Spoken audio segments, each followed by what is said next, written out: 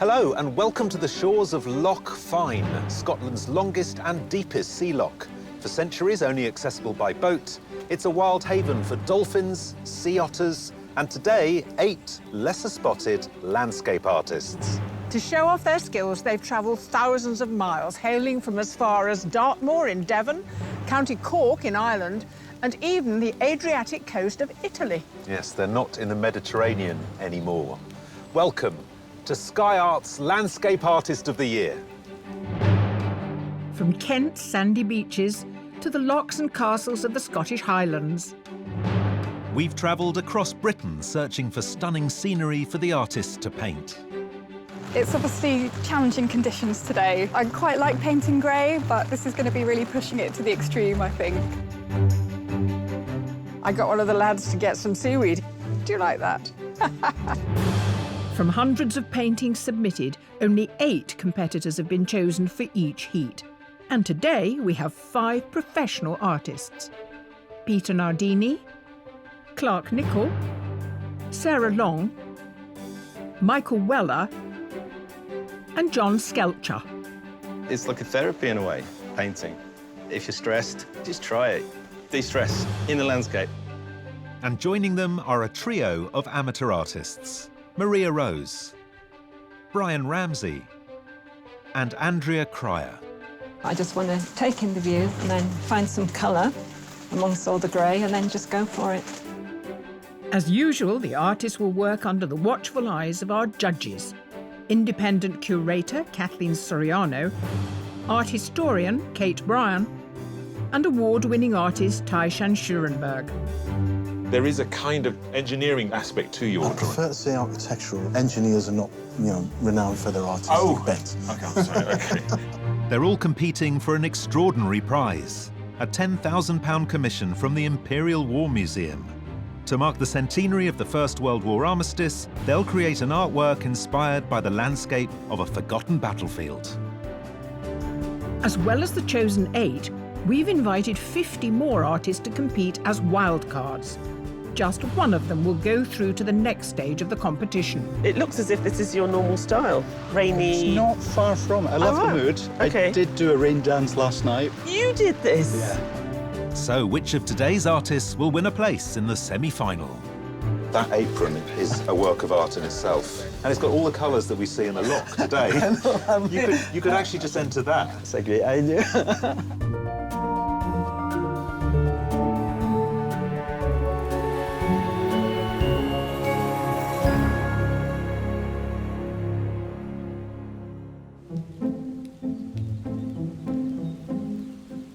Protected from the worst of the weather by their pods, our artists have brought an array of familiar tools to tackle the challenge ahead.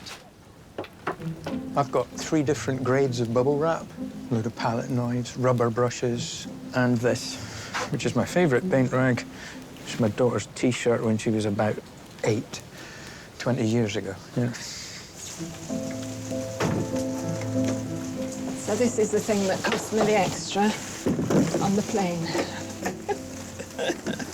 If I'd been organised, I'd have weighed it, obviously.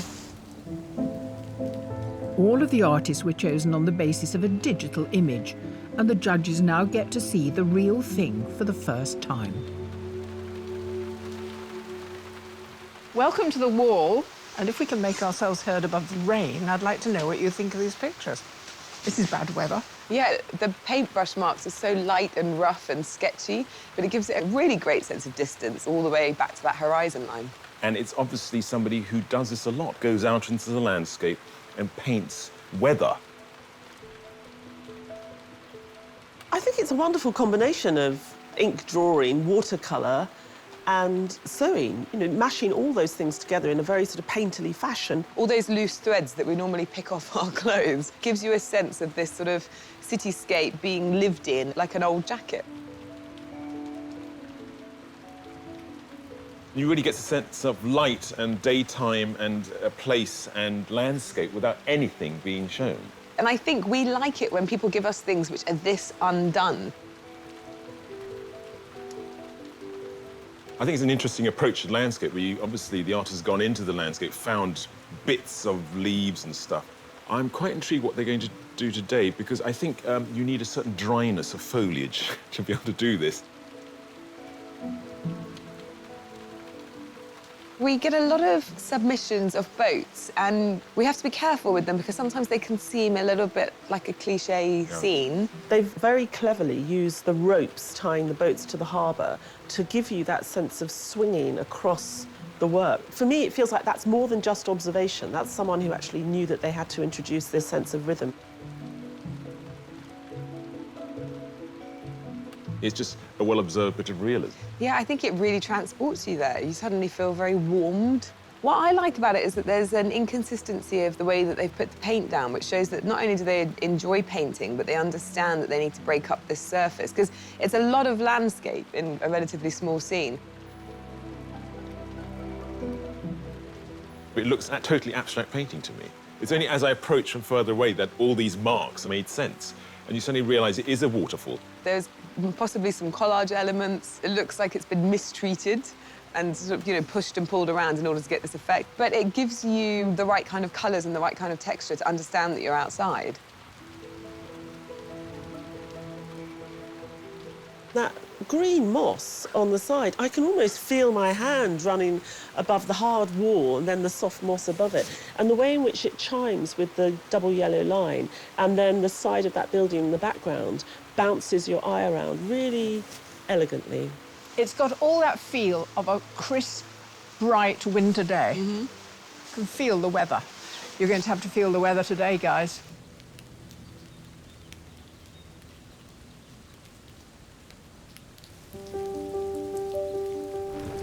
Came down yesterday, you could see the hills, the trees, all the lines in the hills. I'm thinking, yep, great, I can handle that. Come down this morning, there's nothing. So I'm gonna have to be inventive. It's really impressive. It lends itself to a kind of abstract way of looking at the picture, which I like. It reminds me of King Arthur being rowed away to Avalon, just as he's about to die. Artists, the moment has arrived. Your challenge is about to begin. You have 4 hours to complete your landscape, and your time starts now.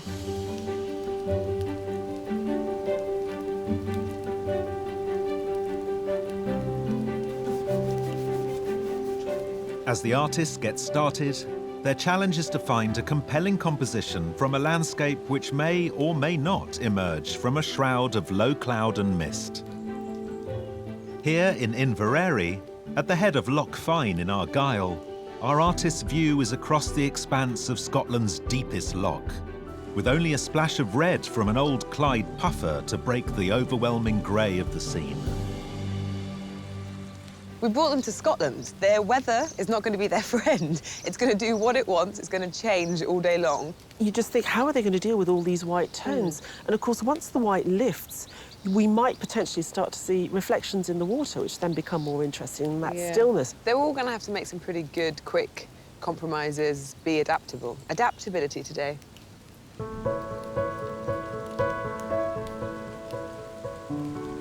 Well, it's just what it is, you know. You get weather like this, it's one of those days and you've got to show it how it is. It's not a problem.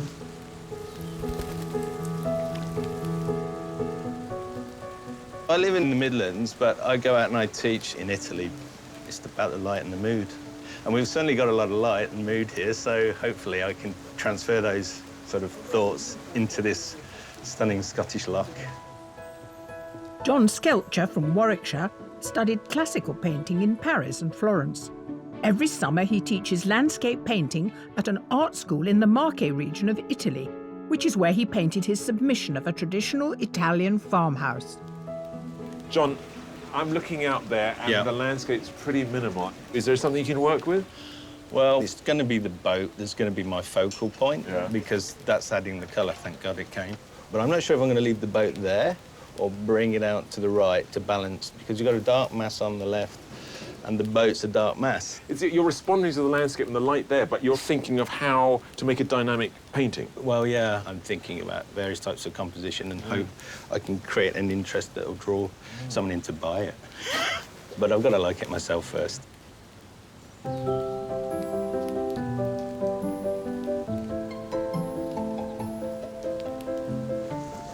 starting to smell like an old dog.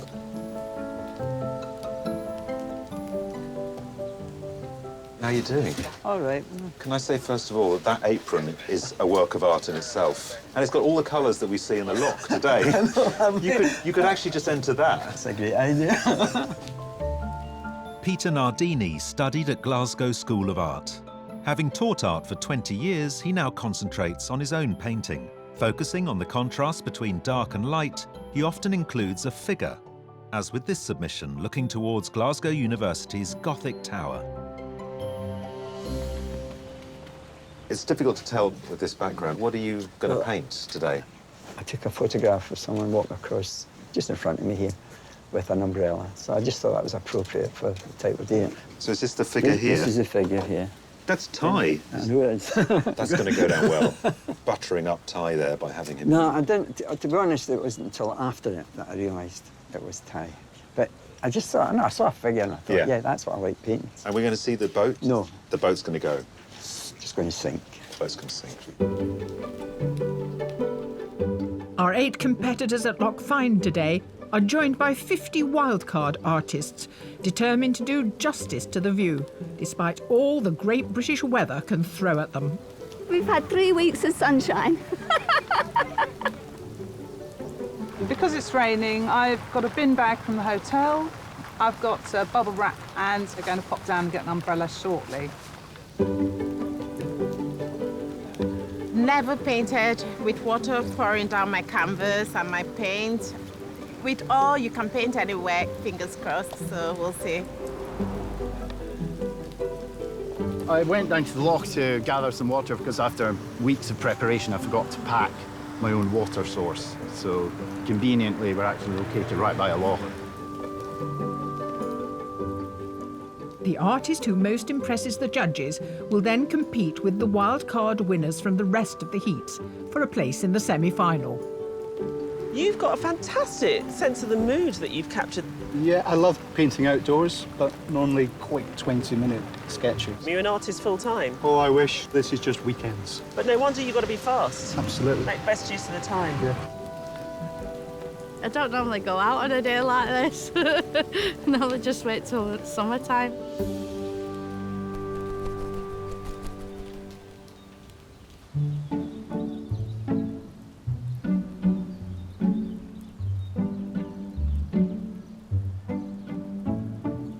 We've given you, a pretty literal scene. You're right up close to this loch. Yeah. What's your approach going to be? I think I'm going to focus on the stones on the seaweed. Yeah, you strikes me that you like the details. Yeah, I like looking at the lines and things. Recently graduated art student Sarah Long comes from rural Cork. She uses anything from acrylic to charcoal to create either cityscapes or wild landscapes, like her submission, which was inspired by hedgerows near her home. Now, when you work for your submission, you obviously brought pieces of nature into your studio. Yeah, I'm debating whether or not to do that. You might be able to get down there and bring some... Do you want me to bring you some seaweed? Yeah.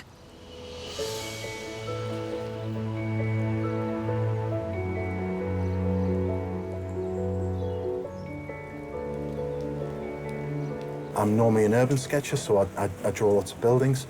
So when I'm in a landscape, and it's just landscape, I try and see the architecture in the landscape. Brian Ramsey from County Durham works as a design manager for a construction firm. He rekindled his love of drawing when he started sketching a classic car he'd bought. His submission of boats moored at Staithes in North Yorkshire was completed in several hours with fine liners and water-soluble ink. Brian, you've almost finished. I wish. You've got the horizon line, the boat, the pier. I can't see much more. And I believe you're in the construction business. So there is a kind of engineering drawing aspect to your I prefer to say architectural. Engineers are not, renowned for their artistic bent. Okay, I'm sorry. Okay. It is very atmospheric. Is there going to be more of that watercolour? I don't think so. But the boat's got to get some colour in it. Oh, right, OK. Yeah, I was going to wonder yeah. that. Yeah, the boat will get some colour in. Well, look, it's a very good start. I'm excited to see how it goes on. The artists are 1 hour into their 4-hour challenge. And at last, there's a break in the weather.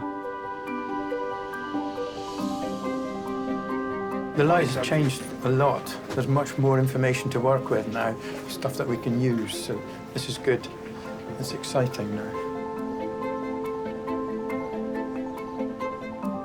I'm just trying to get the background the way I want it before I put in the figure. So I'm trying to build up the light in the painting. It's a process of layers, one layer on top of the other. This morning there was literally nothing to see and draw and paint, but now we've got stuff we can work with. So I'm feeling really comfortable now. Much more relaxing than the day job, let's put it that way.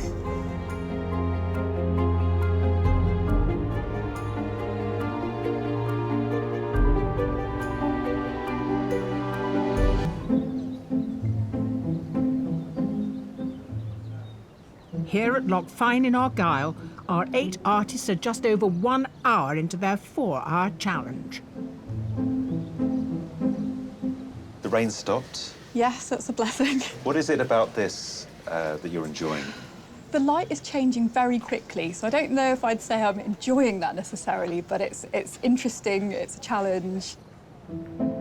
Maria Rose has a degree in fine art and regularly paints en plein air with a group of artists in Devon, where she lives. Her submission was painted during a severe cold spell, when the temperature outside was -5. So what's the goal? Is it to become a professional artist? Yeah, definitely, that's the dream. So this competition is quite a big deal in that respect, I don't know. Yeah, it is. No pressure. No.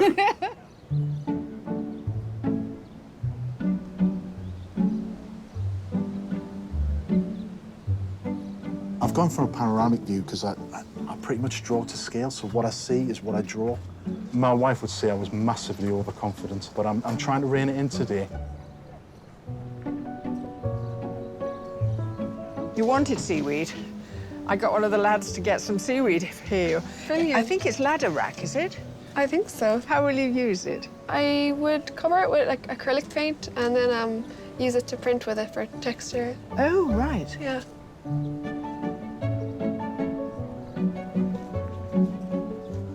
Most painters that I know are very tidy painters. I am not. Paint gets everywhere. Every time I speak to somebody when I'm outside painting, they say, "Do you know you've got paint on your face?" Every time. That's how it is when I paint. An award-winning landscape painter, Michael Weller also teaches art. His submission of the view from St Catherine's Hill in Winchester was a process of trial and error, with some parts scrubbed out with newspaper and the sky scraped back. I prefer slightly unfinished paintings, slightly underpowered paintings. It's not capturing a moment so much as capturing a lot of moments. A sense of a place, not reality. More like a dream of it.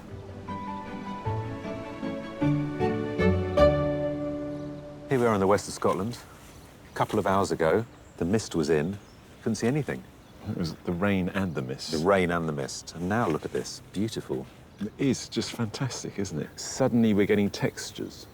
And the loch is like a mirror in places, and then you've got the wind catching it, and it causes these ripples, and the light effect is very subtle. And I'm seeing blues and purples, and suddenly I'm seeing tartan.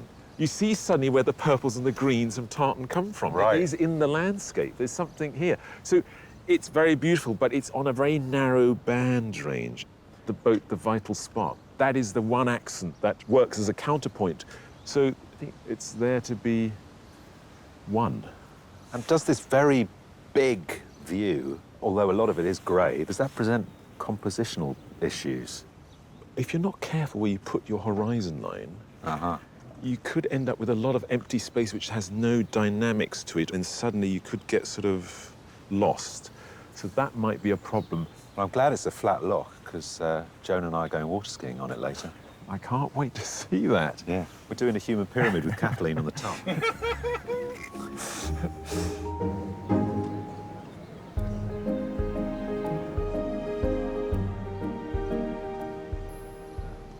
So, Clark, this is not your first time on this show, is No, that, is that that's right? correct, yeah, 2016. So you feel you're a different artist to you were a couple of years ago? Yeah, I had a big sort of battle with cancer in 2016, and that Made me think differently about the work that I do and made me take more risks, I think. You know, it's like, do it now.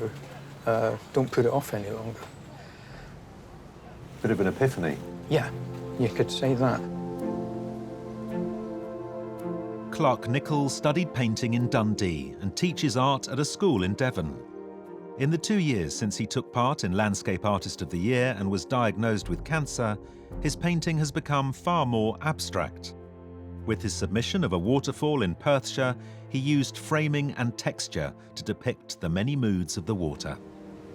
So this quite difficult period in your life has sort of cracked you open as an artist in some way, has it? It has. I mean, the idea of playing around with the surface, with lines and shapes and things on it, was something that I've been obsessed with since the 70s, but I've only finally started to refine it in recent years, which is great. Another artist has also broken away from conventional techniques to find her artistic voice. Andrea, what of you? How were you going to tackle it? Well, it's stunning, and I'm tackling it in a freestyle, freehand way. Wow, you're so feeling it's going to your be way. fairly. Yeah, the sewing machine is just a tool. It's a drawing tool, that's all. So it's like using a pencil or a pen. After a career as a solicitor, Andrea Cryer studied for a degree in fine art and textiles in 2003. Her submission of a bookshop in Bath was made using fabric, thread, dyes and bleach, and took 40 hours to complete.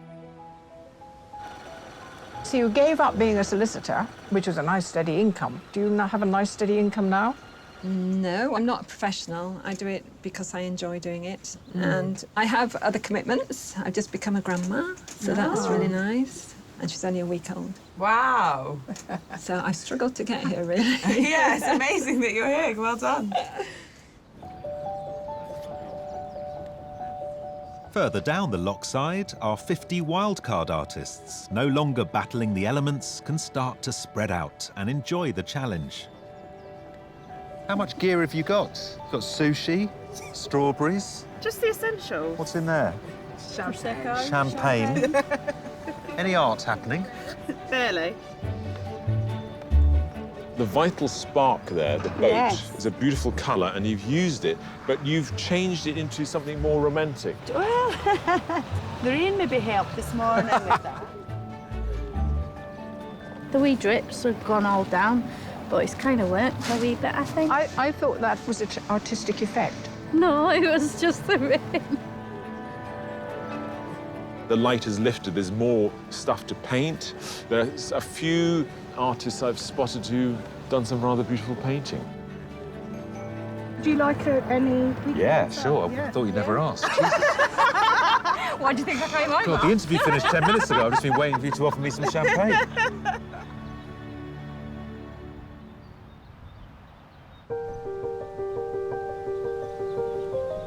Our 8 artists are now reaching the halfway point of the challenge, with 2 hours left to complete their landscapes. Does Ty know it's him? He did pass by and he says, oh, you've got a figure in that. I said, well, it was you, but I mean, it was just accidental. People never recognise themselves, they No, think. definitely. I'm doing a second boat just to balance the composition. That could backfire with the judges because they'll say there's only one boat. But even if it fails in their eye, for me, it's important that I feel the painting's what I want, you know.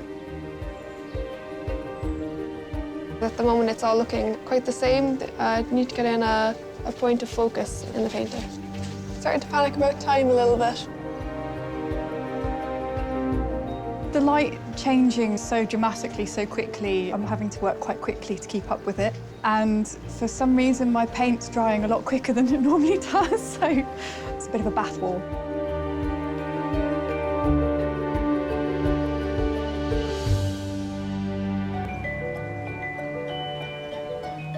In Scotland, beside the glassy expanse of Loch Fyne, the artists are midway through their 4-hour challenge. I'm just trying to capture a little bit of the sky. You'll never know what the colour will be until you do it. So these are all painted with dispersed dyes, and then that's transferred onto the fabric. So a lot depends on how hot the iron is. If it's too hot, I get a very dense colour, or I burn the fabric.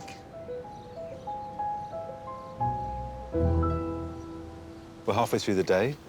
Brian seems like a very affable, in control kind of guy, and he seems very much in control of what he's doing on the page. I like the fact that he's framed the entire view in front of him, and that all we've got is this thin little zip of a line with a tiny bit of colour. It takes maturity as an artist to be brave enough to do that. How about Two Boats John? There's not much life in there, and I think possibly he feels that the way he's added another boat to add some kind of interest into it. So I'm worried about him, really. You think it could be dull? Yeah. Clark, it's not as abstract, his painting, as his submission. I think he is quite an intuitive artist and wants to feel his way through it. And I think now that he's got a good painting, good bone structure, I think he'll probably start to undo it a bit this afternoon. Maria, she's sort of galloping through, and she looks like she's going to finish in the next 10 minutes. She's at ease painting au plein air, you know, from life, but I think she has set her horizon quite high. It's not quite right, the composition. I think we're going to have trouble today, because I don't agree with you two. I actually really like the way the horizon is and the composition. We're going to be having a fight at Loch Fyne tonight, try and find our winner. Brilliant.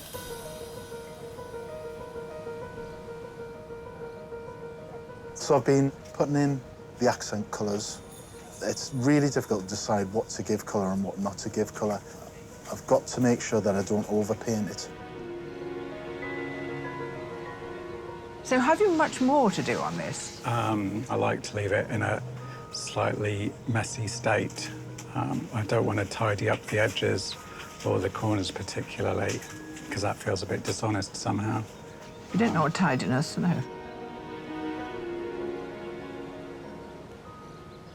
I'd say this is a bit more literal than your submission. Will it stay as descriptive? Are you going to go a bit more abstract or not?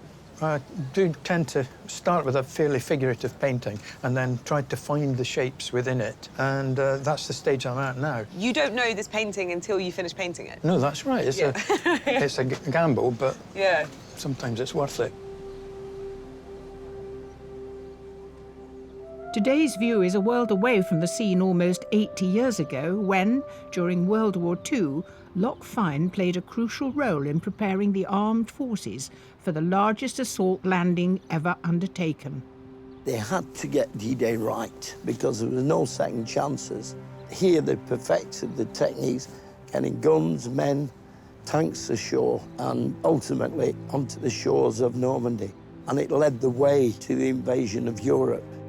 From 1940 to 1945, 15,000 servicemen and women at a time were stationed in Inveraray.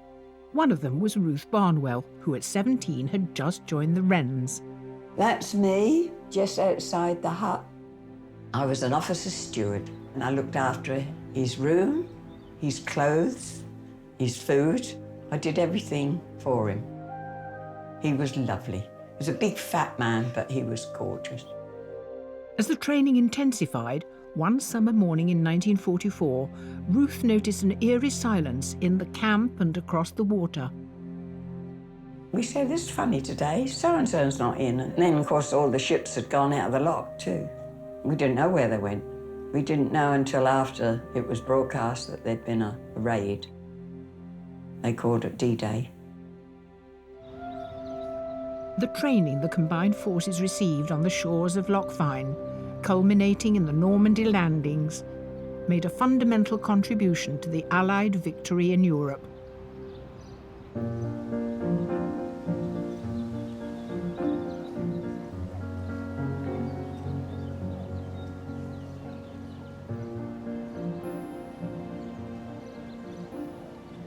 So what are these marks that I see here? Well, they're there to add texture based on the base of the iron. Oh, I see, it's an These actual marks. iron mark. Yeah, I think it just adds to it. So do you get obsessive now when you go into the shop, sort of looking at the different faces that the irons have all got, trying to pick a different one? It's quite important. I can see it's important. I feel like I'm looking at topographical maps when I look at your work sometimes. It's almost as if you're charting territories. Beautiful.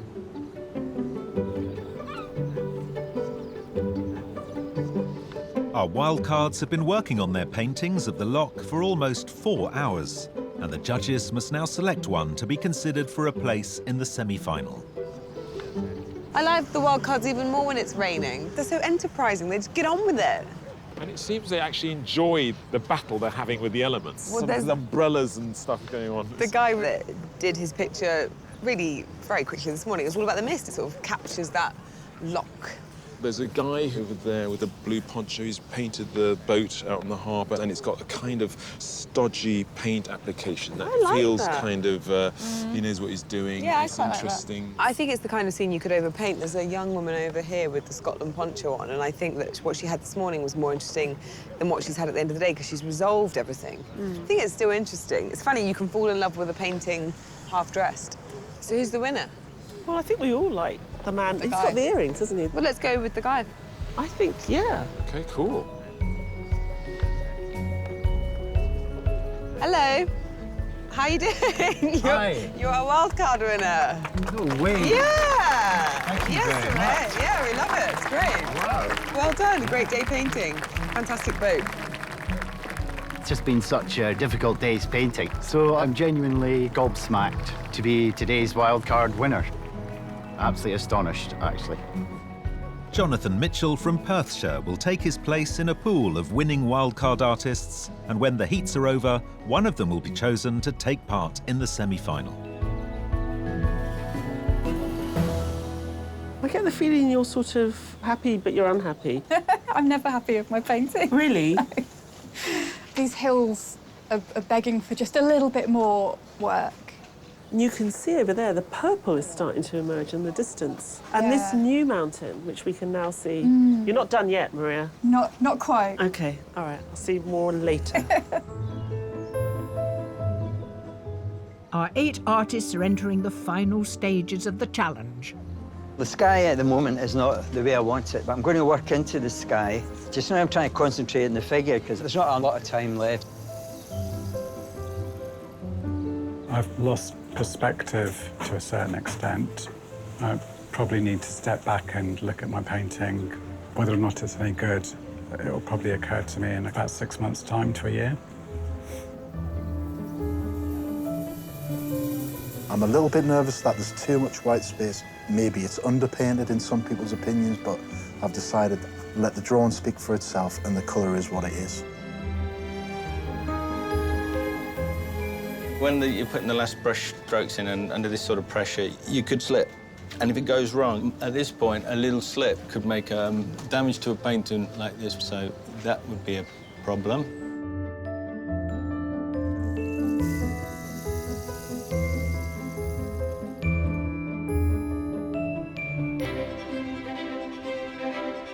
We're on the banks of Loch Fyne in Argyll, and our artists are nearing the end of their 4-hour challenge.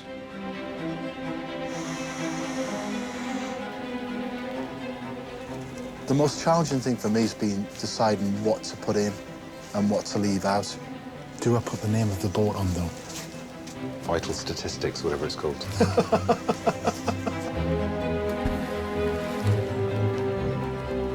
Just want to put this little boy in. If I can get that in just before the end, I'll be happy.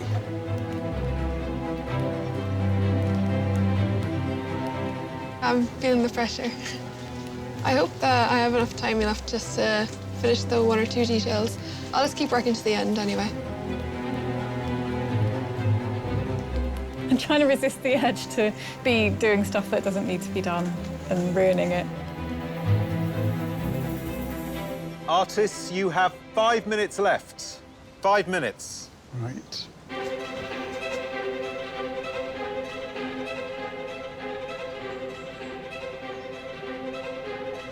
And just add in a little spray of bleach to add a bit more texture.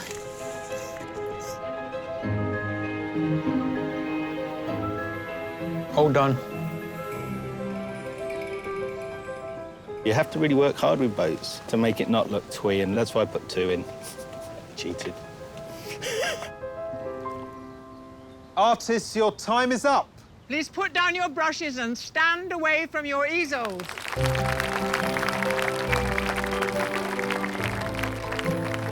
Really pleased with it, and if I don't get through to the semi, I would quite like to take it home and hang it on the wall. Well done. Well done. Well done. Our 8 artists can do no more. It's time to find out what the judges think. I think Clark got a real sense of atmosphere today. I love the mistiness over the mountains. Yeah, I think he chose a really good composition. I was surprised to see it be so literal after we saw how abstract his submission was. But I think it works. The squares, they're quite joyful little things in what is quite a sort of bleak loch. So actually, it kind of gives it a nice balance of mood. Now that I see this in relation to Peter's submission, I realise that he's a storyteller. You know, he creates these incredible moods, and I love the sort of sense of wetness that you get. Maybe I'm feeling a bit sort of ambivalent because I'm in it, but I saw a lot of this today, and he's very good at atmosphere, and I would have liked more, and it's become less about the loch and the rain and the weather, and it's become about me and my umbrella. Maria treated the water really well. And she didn't make the boat, the vital spark, too cheesy. I mean, it's real, it's a working boat, and I think the reflections dealt with really beautifully. I think there were problems with the foreground, but I like the boat, I like the mountains. Yeah, I think the composition could have been a bit better thought out, but the actual elements of painterliness and capturing a place are all there. I'm really pleased that Brian gave us just this amount. I think it's just right. I think leaving the water was an excellent choice. Fabulous sky. This doesn't convince me that clouds are coming down, but I'm nitpicking. As a whole, it works very beautifully, and that sort of letterbox composition is really effective. It's quite interesting that John had to rely on using the boat twice. I suppose as the day started, the boat did come in and then it was moored, and so maybe it is more about the whole day. What I think is brilliant is that glassiness of the water that he's got only in certain points. And I also love that purpley blue haze in the distance. Sarah's piece today is quite different to her submission. The submission was composite, it was quirky, it was interesting. You can see aspects of that here, but it feels very, very strange to then sort of literally put the hills in the background. You don't need them. No, but nice that she's given us a sense of the pod. I'm assuming that's what that line down the left-hand corner is. So she's trying to give us a lot of story about the context of her day. I think what I really love about the way that Michael paints is that it's really grubby and it looks throwaway, but it's really hard won. He sort of spends all day long battling to win this. I find it a wonderful sort of evocative record of him struggling with the landscape in front of him today. It's like a little footprint from today in the landscape. I really admire Andrea. I mean, what a thing to accomplish in a day. You're kind of sort of mesmerised by what she's been able to come up with. It's also got this incredible sort of almost transparency to it, or like, as if it's illuminated from behind in some way. What she's basically given us is something that's like a sort of evening starlit view of the loch. It's not really representational of the day scene we had today. Only one artist can be selected for the semi-final, and the judges begin by narrowing their choice down to a shortlist of 3. I do like the one that has got a lot of story in, but you think it's a bit kitschy. That's a bit kitsch for me. What about the one next to it? I'm happy to go with that one. Those two are quite similar. If we go for this one, this very painterly one, and the first one. OK, great. All right. That's it. Done. Artists, thank you so much for joining us in this beautiful location. It's been an absolute pleasure watching you paint. Indeed, it has. But it now falls to me to reveal the names of the 3 that the judges have shortlisted for this particular heat. And the first artist they selected is Maria Rose.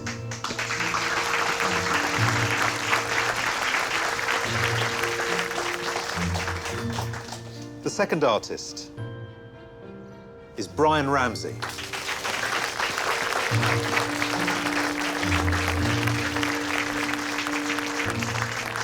And the third artist to be shortlisted is Clark Nicol.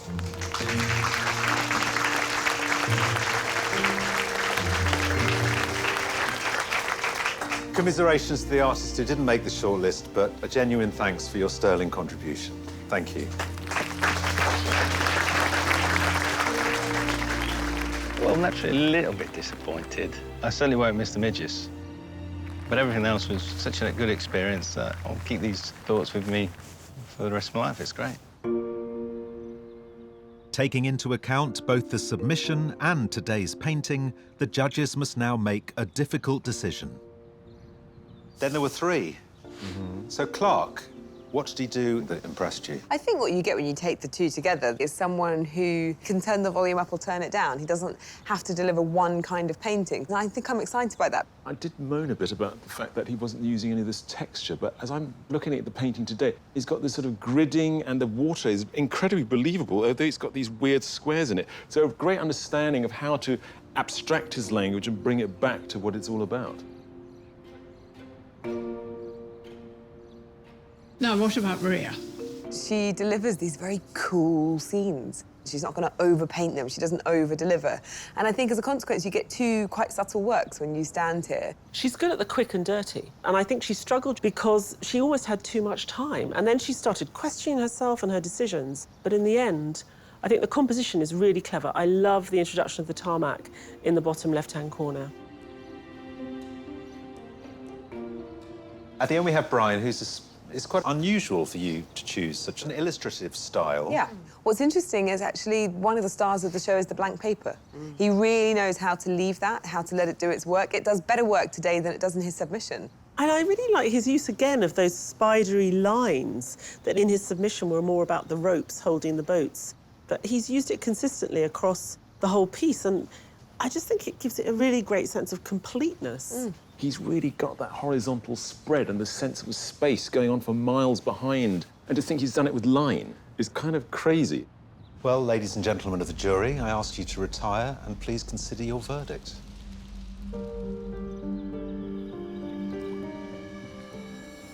Clark, Maria and Brian, congratulations to all of you on making it this far, but only one of you can go through to the semi-final. And the judges have made their choice. The artist they have selected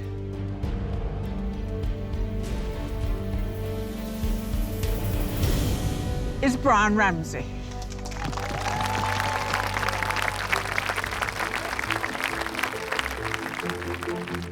Absolutely, I'm just lost for words. Stunned. I don't believe it. I really don't. Wow.